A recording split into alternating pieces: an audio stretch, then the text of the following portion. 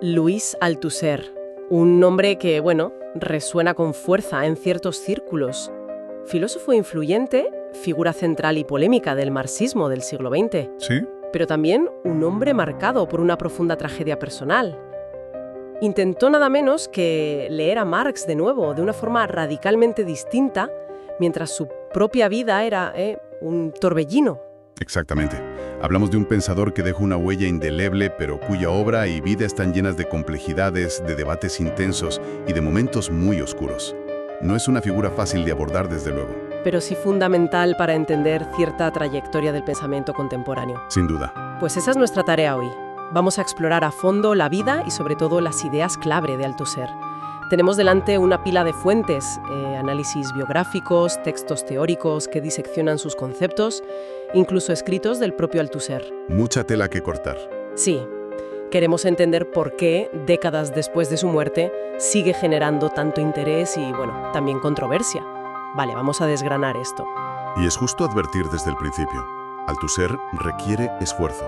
Su escritura combina un rigor analítico, a veces extremo, con un lenguaje que puede resultar denso. Sí, no es lectura de playa, precisamente. No. Además, su pensamiento no fue estático. Cambió. Se revisó a sí mismo, incluso de forma muy crítica. Nuestra intención es clarificar sus aportaciones más significativas, ponerlas en su contexto y ver por qué siguen siendo relevantes. Empecemos por sus orígenes. Nace en 1918 en Birmanreis, Argelia, que entonces era una colonia francesa. Algunas fuentes señalan una infancia compleja, marcada por una relación difícil con su madre, una mujer de fuerte religiosidad católica.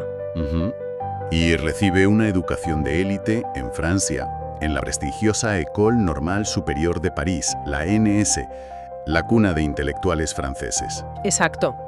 Pero todo se ve interrumpido por la Segunda Guerra Mundial. Así es. Es movilizado, capturado por los alemanes en 1940 y pasa 5 años en un campo de prisioneros de guerra, un Stalag en Schleswig-Holstein. Una experiencia límite, durísima. 5 años. 5 años. Y sin embargo, parece ser un punto de inflexión crucial. Según relató él mismo y confirman biógrafos, el contacto con otros prisioneros, obreros, campesinos, militantes comunistas y las lecturas de esa época despertaron consolidaron su interés por el comunismo y la filosofía marxista. Es interesante cómo una experiencia tan traumática puede redirigir una vida intelectual de esa manera. Al acabar la guerra, regresa a París, retoma sus estudios en la ENS y en 1948 ocurren 2 cosas clave. Importante, sí. Ingresa en el Partido Comunista Francés, el PCF, al que estaría vinculado de forma compleja durante décadas, y empieza a trabajar como profesor agregado, caimán, que le llaman, en la propia ENS. Donde enseñaría durante años, y tuvo como alumnos a figuras que luego serían importantísimas, claro. Etienne Balibar, Jacques Francière, Pierre Macheret. Incluso Michel Foucault fue cercano en una época, y de hecho lo visitó en sus difíciles últimos años. Sí, y es precisamente en ese periodo de posguerra, militancia y docencia en la ENS, cuando empieza a desarrollar una de sus tesis más influyentes y debatidas, la idea de una ruptura epistemológica en la obra de Marx. Ahí vamos. La expone de forma sistemática en libros como Por Marx y Para leer el Capital, ambos publicados en 1965. Es una idea que, sacudió el panorama marxista de la época. ¿Romper con qué exactamente? Básicamente, Althusser argumentaba que no hay un solo Marx, sino 2. Hay un corte radical, una ruptura en el conocimiento, eso significa epistemológica, entre el joven Marx. El de los manuscritos de 1844. Ese. El influido por la filosofía alemana Hegel, Feuerbach, centrado en temas como la alienación humana. Y el Marx maduro, el científico, el que funda una nueva ciencia, el materialismo histórico, con obras como El Capital. Vale. Althusser reivindicaba a este segundo Marx, al científico, frente al primero, al filósofo humanista. Entiendo. O sea, que estaba diciendo que las interpretaciones de Marx que se centraban en el humanismo, en la alienación del hombre, que eran muy populares en ese momento, pensemos en Sartre o incluso en ciertos marxistas como Lukács. Exacto. Se estaban equivocando de Marx. Estaban mirando al Marx precientífico. Eso es.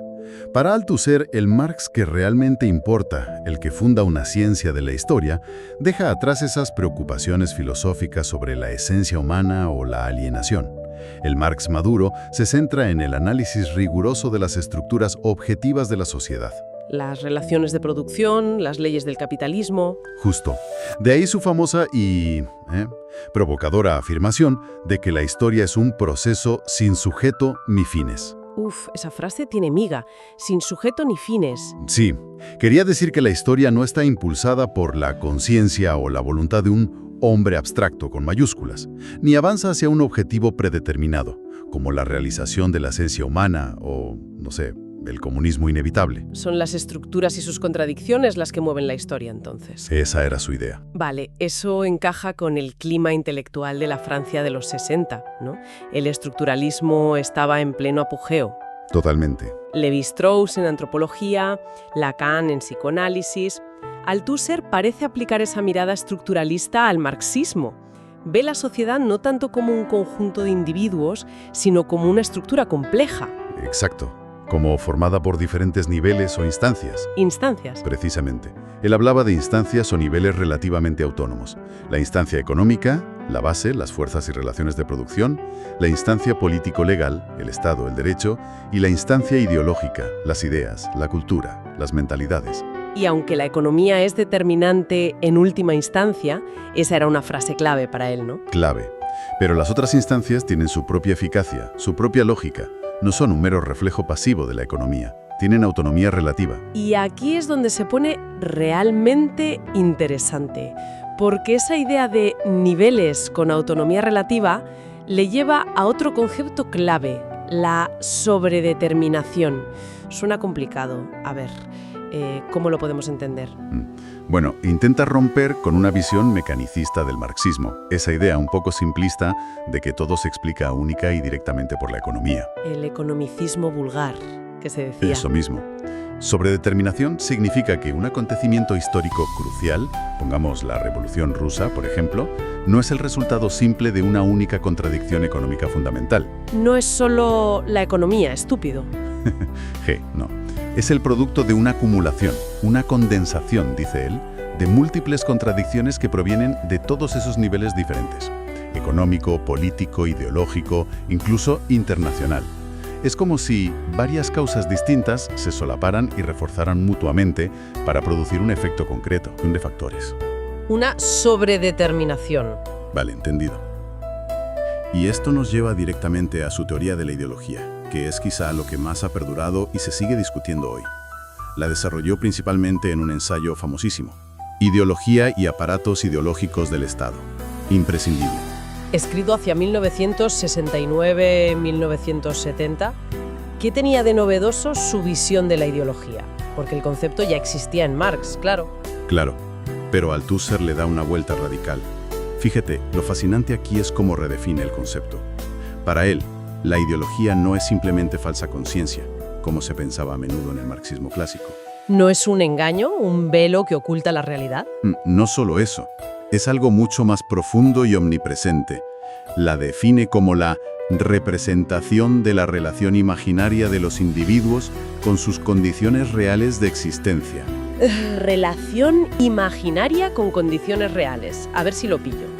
No es que la ideología nos mienta directamente sobre el mundo, sino que moldea la forma en que nos relacionamos con ese mundo real, cómo vivimos nuestro lugar en él. Exacto. Haciendo que nos parezca natural, obvio, inevitable. ¿Va por ahí? Exactamente por ahí.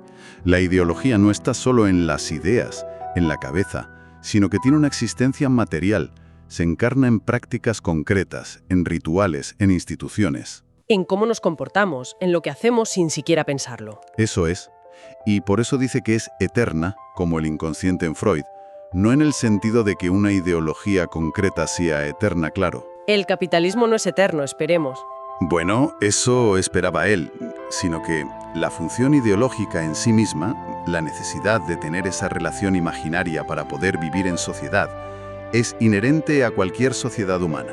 Siempre habrá ideología, incluso en una sociedad comunista, aunque su contenido cambiará, lógicamente. Y dentro de esta teoría introduce una distinción muy influyente, la de los aparatos represivos del Estado, ARE, y los aparatos ideológicos del Estado, AI. ¿Podrías explicarnos esa diferencia? Claro. El aparato represivo del Estado, el ARE, es básicamente el conjunto de instituciones que funcionan principalmente mediante la violencia o la coacción física o la amenaza de ella, para mantener el orden social. El gobierno, la policía, el ejército, los tribunales, las prisiones, lo clásico. Exacto. Su unidad es fuerte y está centralizada. Los aparatos ideológicos del Estado, los AIE, en cambio, son instituciones distintas y aparentemente dispersas. Fíjate en la lista. La iglesia o las iglesias, la escuela, pública y privada, la familia. La familia como aparato ideológico.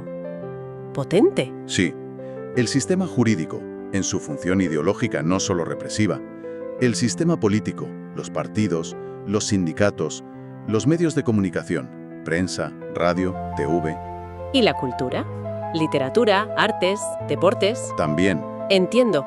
Son las instituciones que moldean nuestra forma de pensar, nuestros valores, nuestras creencias. ¿Y cómo funcionan estos AIE? Dice que funcionan principalmente por ideología, no por represión directa. Exacto. Mientras el área asegura la dominación por la fuerza, digamos, los AIE aseguran la reproducción de las relaciones de producción, o sea que el sistema capitalista se perpetúe a través de la difusión e inculcación de la ideología dominante. La escuela, por ejemplo. Claro. La escuela no solo enseña habilidades técnicas, sino también normas de comportamiento, respeto a la autoridad, la ideología nacional, qué sé yo. La familia reproduce roles de género, actitudes hacia el trabajo. Los medios nos presentan una visión particular del mundo. Lo hacen de forma más sutil, más persuasiva que represiva normalmente. Y aquí entra otro de sus conceptos estrella, la interpelación. Parece ser el mecanismo por el cual la ideología nos atrapa individualmente.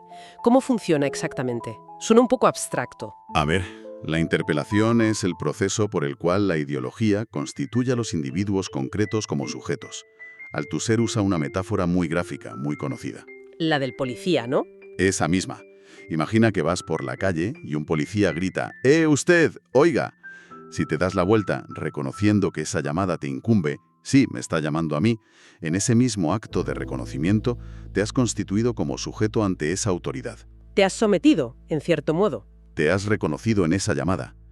Pues la ideología funciona así constantemente. Nos llama o nos interpela a través de múltiples discursos e instituciones, ofreciéndonos identidades. Eres un buen trabajador, un ciudadano responsable, un consumidor inteligente, un estudiante aplicado. Un hombre de verdad, una mujer femenina. Exacto. Al reconocer, sí, ese soy yo, y aceptar esas identidades, asumimos libremente. Y aquí está la clave, la aparente libertad, nuestro lugar asignado en el orden social, y contribuimos a reproducirlo. Es una crítica demoledora a la idea liberal del sujeto como un individuo autónomo preexistente a la sociedad. Totalmente. Somos sujetos porque somos interpelados por la ideología, no antes. Es una idea muy potente, casi inquietante, pensar que somos construidos de esa manera. Pero esta intensidad intelectual convivía en Althusser con una enorme fragilidad personal.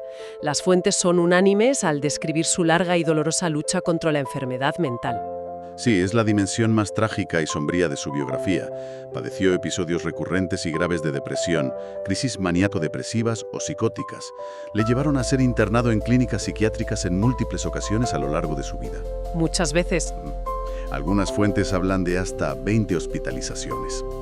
Era una batalla constante que marcaba su existencia y, bueno, también sus relaciones personales. Una batalla que tuvo un desenlace terrible. En noviembre de 1980, en su apartamento de la Enns, Louis Althusser estranguló a su esposa, Hélène Reitman. También conocida como Hélène Legutien.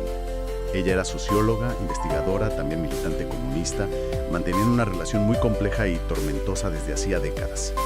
Fue un acto que conmocionó al mundo intelectual francés e internacional, claro. Como es lógico. Tras el crimen, Althusser fue examinado por psiquiatras que concluyeron que se encontraba en un estado de demencia en el momento de los hechos. Basándose en estos informes, un juez dictó un auto de sobreseimiento en 1981, declarándolo inimputable penalmente debido a su estado mental. no hubo juicio. No. Y este hecho, como señalan algunas fuentes, generó una gran polémica en Francia. Hubo debates sobre la justicia, la psiquiatría, incluso acusaciones de que su estatus intelectual pudo haber influido, aunque legalmente la decisión se basó en los peritajes médicos. Pasó los 3 años siguientes internado en un hospital psiquiátrico y vivió sus últimos años en un relativo aislamiento, entrando y saliendo de instituciones, hasta su muerte en 1990. Sí. Su autobiografía póstuma, El porvenir es largo, escrita en 1985 pero publicada en 1992, es un intento desgarrador de confrontar ese acto y su vida entera. Habla de la enfermedad mental, la culpa, las relaciones familiares complejas, su trayectoria intelectual, política. Es un texto controvertido, muy doloroso de leer, pero fundamental para acercarse a la complejidad del hombre, más allá del filósofo. Y a pesar de esta tragedia personal y sus continuos problemas de salud, su pensamiento no se detuvo. De hecho, incluso revisó críticamente algunas de sus propias ideas anteriores, ¿no es así? Sí, especialmente tras los acontecimientos de mayo del 68 en Francia y las críticas que recibió incluso por parte de algunos de sus antiguos discípulos. Se le acusó de teoricismo, ¿verdad? Exacto, de un exceso de abstracción teórica desconectada de la práctica política y la lucha de clases real. También se le criticó por un supuesto determinismo estructural, que parecía dejar poco margen para la acción humana y el cambio histórico. Como si las estructuras lo decidieran todo. Algo así. En respuesta a esto, publicó en 1974 Elementos de autocrítica, donde reconocía ciertos excesos teoricistas en sus trabajos anteriores y matizaba algunas de sus formulaciones sobre la ciencia y la filosofía. Fue un gesto importante. Y en sus últimos años parece que exploró caminos un poco diferentes, ideas nuevas que se conocieron sobre todo después de su muerte, en textos póstumos. Efectivamente. En escritos tardíos, muchos de ellos fragmentarios, como los recogidos en Para un materialismo aleatorio, Althusser empezó a desarrollar la idea de un materialismo aleatorio o materialismo del encuentro. ¿Suena distinto a lo anterior? Lo es.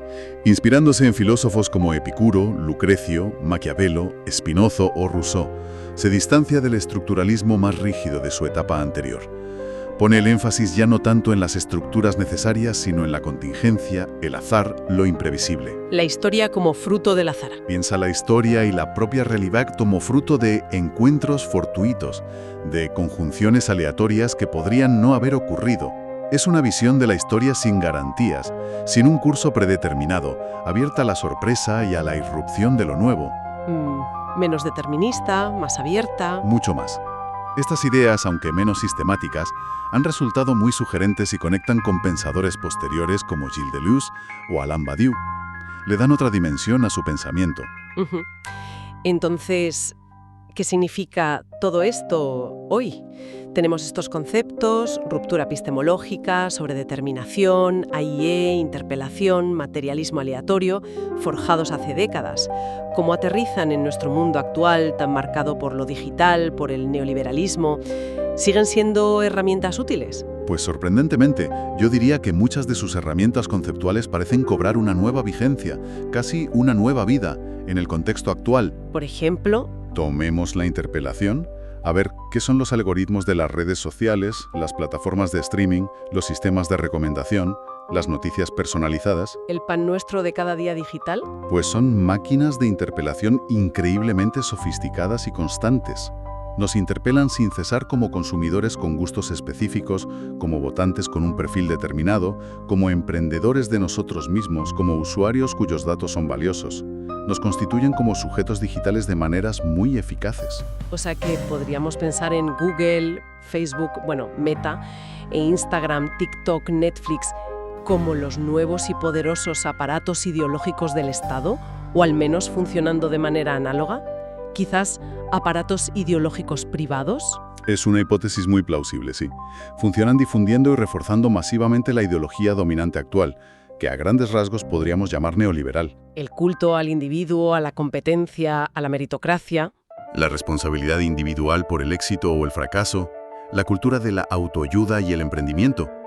Todo esto se disemina no solo por estos canales digitales, sino también a través de los AIEs más tradicionales, como el sistema educativo, cada vez más orientado a la lógica del mercado y la empleabilidad. Claro, la formación para ser competitivo. Exacto. ¿Y fenómenos como las fake news o la desinformación encajarían en su teoría de la ideología? Creo que sí, y de forma muy interesante. Althusser insistía en que la ideología tiene una existencia material y moldea nuestra relación imaginaria con lo real. Las fake news no son solo mentiras. No son errores inocentes. Son narrativas que circulan, se materializan en creencias y comportamientos y construyen percepciones de la realidad que sirven a determinados intereses políticos o económicos. Funcionan ideológicamente para cohesionar grupos, movilizar afectos y legitimar ciertas visiones del mundo, aunque, no se correspondan con los hechos. ¿Y su análisis del Estado y los AE sigue siendo útil para entender el neoliberalismo? Yo pienso que sí. Ayuda a ver que el neoliberalismo no solo busca reducir el tamaño del Estado en lo económico o social, sino también reconfigurar ideológicamente las instituciones que permanecen: educación, sanidad, cultura. Busca colonizarlos con la lógica del mercado. Justo. La eficiencia, la gestión empresarial, para producir sujetos adecuados al sistema, flexibles, competitivos, autorresponsables. Y a menudo esta producción de subjetividad funciona más por seducción, por la promesa de libertad y realización personal, el sé tu propio jefe, que por la imposición directa. La figura del emprendedor de sí mismo.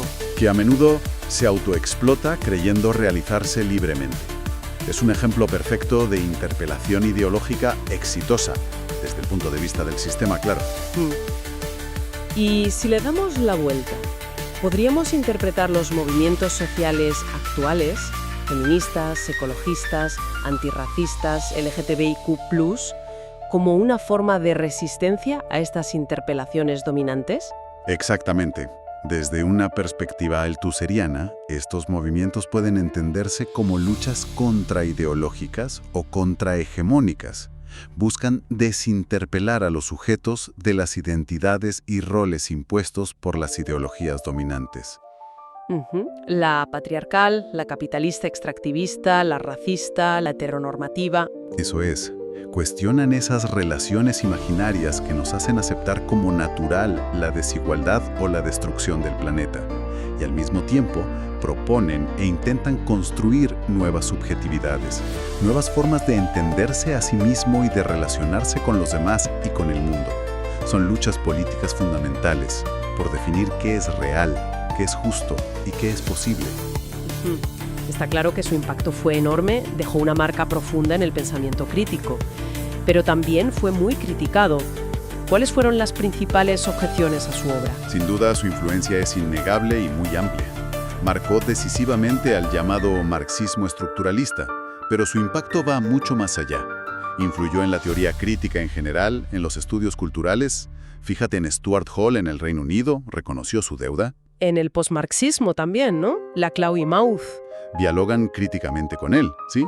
Y dejó una huella directa en pensadores posteriores tan diversos como Judith Butler, cuyas ideas sobre performatividad y subjetivación se apoyan en parte en la interpelación. Slavoj Žižek, que combina Althusser con Lacan para su análisis de la ideología, Nikos Poulantzas con su teoría del Estado capitalista, o Alain Badiou, que retoma ideas sobre el sujeto y el evento. Una lista impresionante, desde luego. ¿Y las críticas? ¿Qué era lo que más se les reprochaba? Bueno, las críticas fueron variadas y vinieron de distintos frentes. Una de las más persistentes fue la acusación de teoricismo, un exceso de abstracción filosófica que parecía, divorciado de la práctica política concreta y de las luchas sociales reales. Encerrarse en la teoría, digamos. Se le reprochaba eso, sí, descuidar la agencia de los sujetos históricos. Otra crítica importante fue la de determinismo estructural, su fuerte énfasis en el poder de las estructuras, económicas, ideológicas, parecía dejar poco o ningún espacio para la libertad individual, la capacidad de resistencia o la contingencia histórica, al menos en su periodo más estructuralista. Y luego estaba su relación con el Partido Comunista Francés. Claro. Su compleja y a veces contradictoria relación con el PCF, con sus vaivenes políticos y teóricos, sumada a sus problemas personales y la tragedia final, pues también alimentaron debates sobre la coherencia de su proyecto y la relación entre su vida y su obra. Vale, intentemos recapitular. Louis Althusser, una figura indudablemente compleja, fascinante y también trágica. Un filósofo que se propuso una relectura radical de Marx, buscando dotar al marxismo de un fundamento científico. Sí, esa era su ambición. Ujú. Y ofreciéndonos herramientas conceptuales muy potentes, especialmente su teoría de la ideología y la interpelación, para analizar cómo las estructuras sociales y el poder nos conforman como sujetos, a menudo sin que seamos conscientes. Exacto. O somos moldeados por fuerzas que operan a nuestras espaldas, siguen resonando de manera muy actual. Muy actual. Y quizás, para cerrar, podríamos lanzar una pregunta para la reflexión, algo que su pensamiento nos deja pendiente, ¿no? Adelante. Althusser sostenía que la ideología estructura nuestra relación imaginaria con nuestras condiciones reales de existencia. Si combinamos esto con su idea más tardía de una historia contingente, aleatoria, sin un final feliz garantizado, ni una utopía asegurada, ¿qué posibilidades se abren? Buena pregunta. Reconocer las múltiples interpelaciones ideológicas que nos bombardean hoy, especialmente en el entorno digital tan omnipresente, podría ser un primer paso para construir una relación más crítica, más lúcida, tal vez incluso más libre con esas estructuras que nos constituyen. Ujú. Usar sus propias herramientas contra la propia ideología, en cierto modo. Podría ser. Podemos usar su propio análisis para encontrar fisuras, espacios de juego, dentro de un sistema que él describió como tan envolvente. Es una pregunta abierta, compleja, que el legado de Althusser, con todas sus luces y, bueno, también sus sombras, nos invita a seguir pensando.